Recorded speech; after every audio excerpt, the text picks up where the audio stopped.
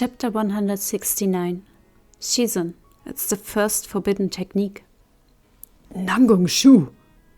One of the older men among the remaining spectators cried. Is that him? It's Nangong Liu. Didn't he die ages ago? Lu Fenghua killed him with his own hands. How is he still alive? Yivangxi was stunned, her elegant face alarmingly pale. She shook her head and took a step back.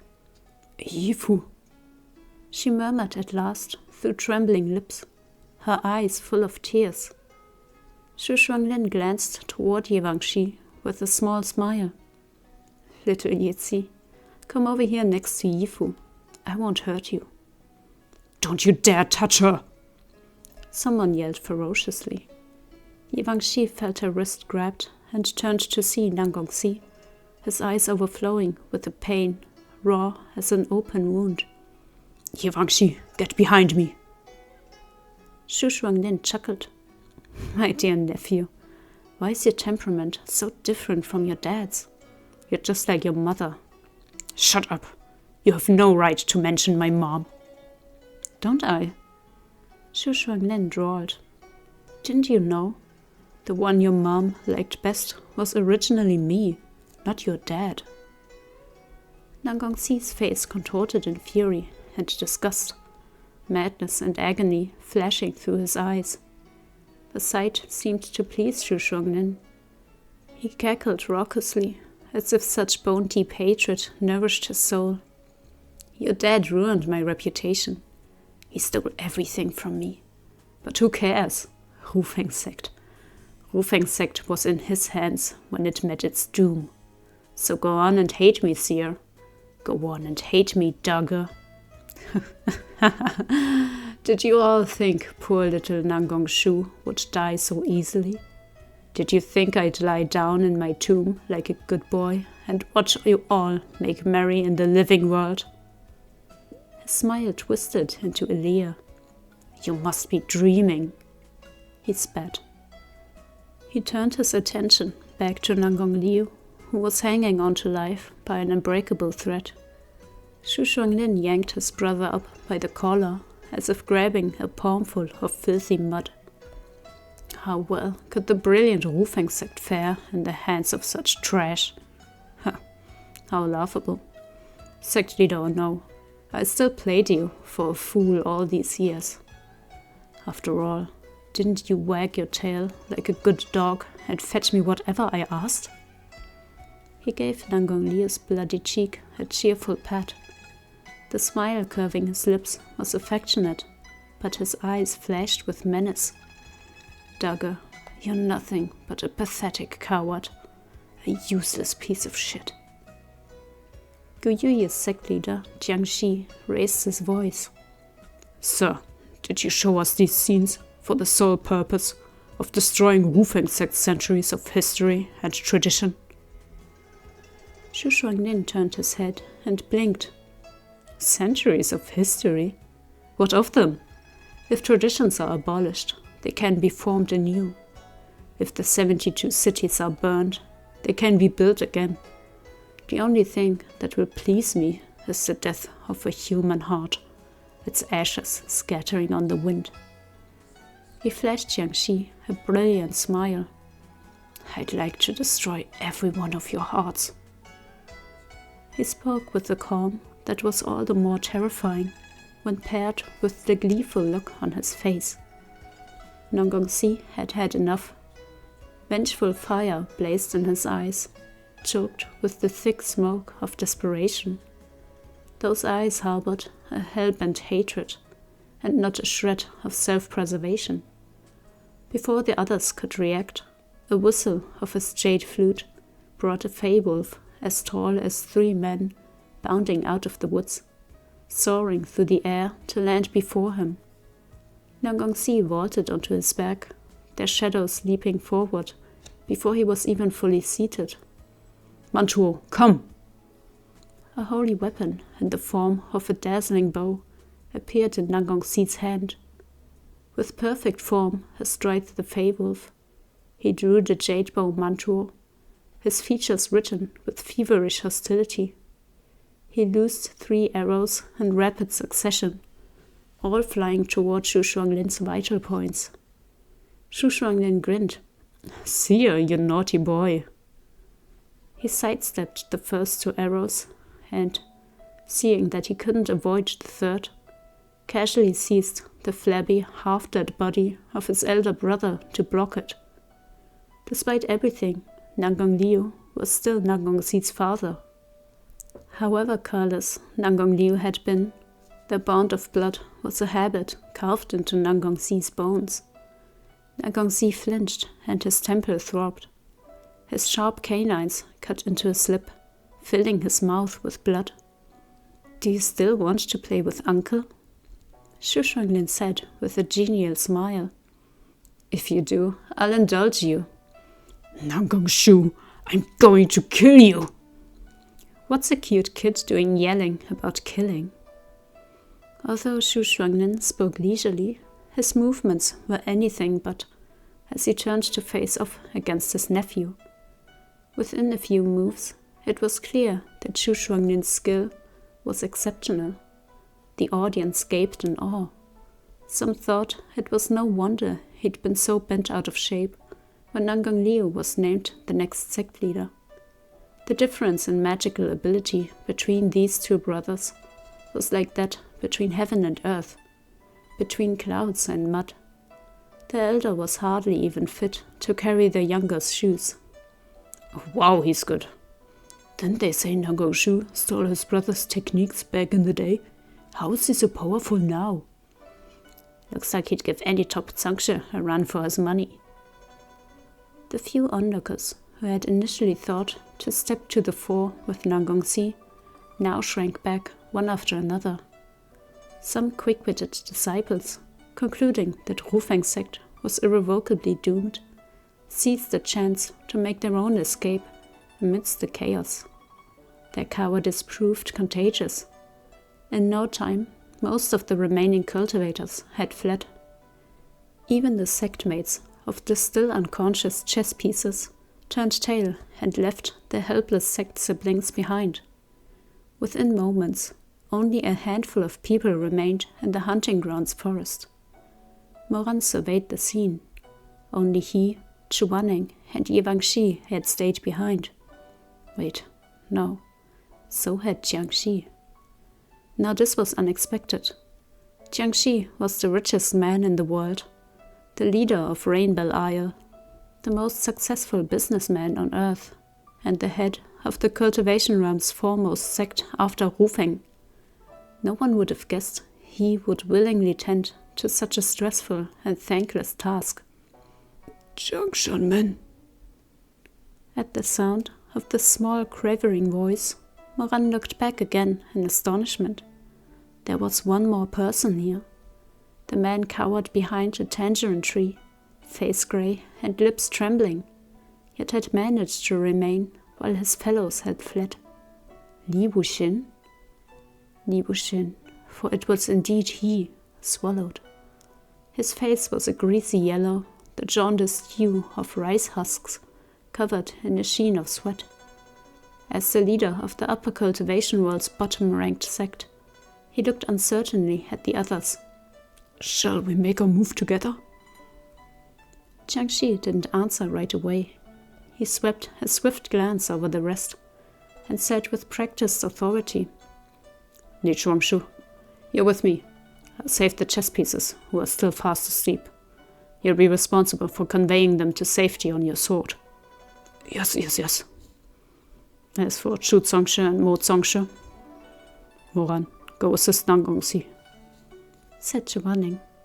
"I'll seal the heavenly rift before I join you." This heavenly rift was unlike butterfly towns. It wasn't teeming with evil ghosts. After the initial onrush, only the golden red lava of hell still flowed from its maw. At this point, the danger was much reduced, but given the massive size of the rip, Chuaning was undoubtedly best suited to mending it. Moran released Jiangui's 10,000 coffins, and the 20-odd young cultivators who'd become chess pieces tumbled to the ground. Jiangxi wasted no time. He swept back his green sleeves and sprinkled a generous dose of medicinal powder over them to stabilize their weak condition. Then he inclined his head toward Li Wuxin. "If you please." Li Wuxin nodded and summoned his sword. The glowing jade-green blade was of an ordinary size, large enough to carry 2 or 3 people. Following Li Wuxin's silent incantation, it rapidly grew as it hung in mid-air until it was more than 10 feet in length. Jiangxi carried the unconscious cultivators onto the sword one by one. By the time he reached Zhu Meng at the end of the line, Li Wuxin's weapon was at capacity. "I can't carry any more," said Li Wuxin. "Let's figure it out after I make this first trip." Jiangxi glanced at their surroundings.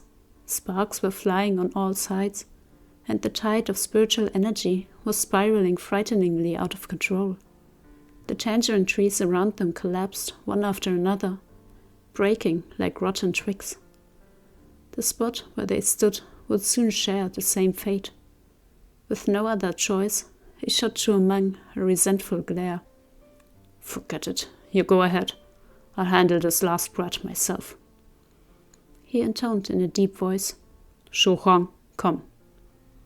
A silver longsword, emitting light of a splendid blue hue, materialized beneath his feet. Shu Huang was of exquisite make, the hilt delicate, the filigree beautiful beyond measure, but was obviously ill-suited for carrying a heavy load. Still, it could handle the weight of 2 people. Jiangxi scooped the unconscious Zhu Meng into his arms as he remembered Zhu Meng's earlier disrespect and the fact that he was the son of Madame Wang and Zhu Chengyong. He couldn't keep the disgust from his face. Li Wuxin was dumbfounded by sect leader Zheng's expression. Surely Jiangxi wouldn't toss Xi Jinping's young master from the sky and allow him to be smashed to pace, would he? "What are you looking at?" Jiangxi snapped. "Hurry up and go. Get them out of here so you can come back and help. We can't let Rufeng's sect burn to the ground like this." With the slowly awakening youngsters safely aboard, the 2 holy weapons rose on the wind and sped into the distance. By now, Zhuaning had repaired all but the very last section of the heavenly rift, and Moran had joined Nangong Liu in furious battle against Xu Shuanglin. Moran's strength was formidable, and Nangong Liu was out to kill. Capable as Xu Shuanglin was, even he was beginning to flag under their combined onslaught. With the tides slowly turning against him, Xu Shuanglin called to Ye Wangxi. "Yeti, why are you just standing there? Will you let your Yifu die like a dog? Come help me out already." Ye Wangxi clenched her fists. Her expression was deeply pained, and she trembled from head to toe. But she refused to advance, instead retreating one step at a time. "You're really going to sit there without lifting a finger? Have you forgotten who carried you home from the Tangerine Grove when you were little? Who raised you? Who gave you your name?" "No." Ye Wangxi was on the verge of breaking down. But everyone, sect leader and elders included, had always treated her as a boy. This nightmarish situation, too, she faced with her usual stoicism. Her back was ruler straight, and though a red flush stood out on her cheeks, she didn't break into sobs as an ordinary girl might. Yet she felt as though her body had disintegrated. If anyone were to nudge her right now, she was sure her skin and organs would slow away from her skeleton, dissolving into mush. Xu Shuanglin cursed under his breath, but he didn't coerce her further. He turned to fight the other 2 with renewed determination. The knife in his hand emitted a metallic screech. The blade was a top-grade weapon from Kunlun Tashu Palace, but it was at its limit. As Moran's willow vine lashed it once again, it shattered and fell to the ground in pieces. "What are you going to fight with now?" Moran asked coldly. Xu Shuanglin was running out of options. At that moment, there was a distant sound from above, like an echoing explosion from a bygone age. Xu Shuanglin jerked his head up to find Xu Wanning had patched the heavenly rift. The night sky above the forest of the hunting grounds returned to its customary black, and the lava of the underworld, cut off from its source, scattered instantly into motes of red gold that drifted into the woods like fireflies.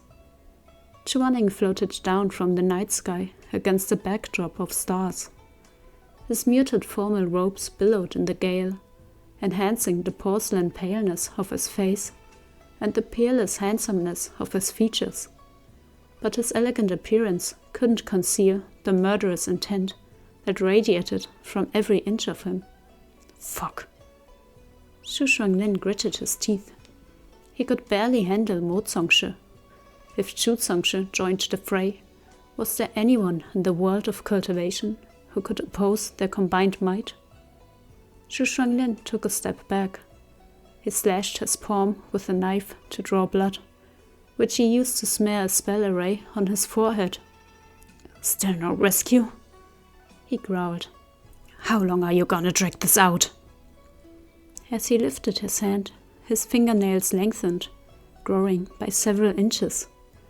Luo Fenghua's corpse still lay on the lake. Xu Shuanglin reached down and ripped his chest open, extracting his bloody spiritual core with a wet sucking noise. He tucked it into his lapels and leapt backward in flight. To everyone's surprise, he dragged his half-dead brother along with him.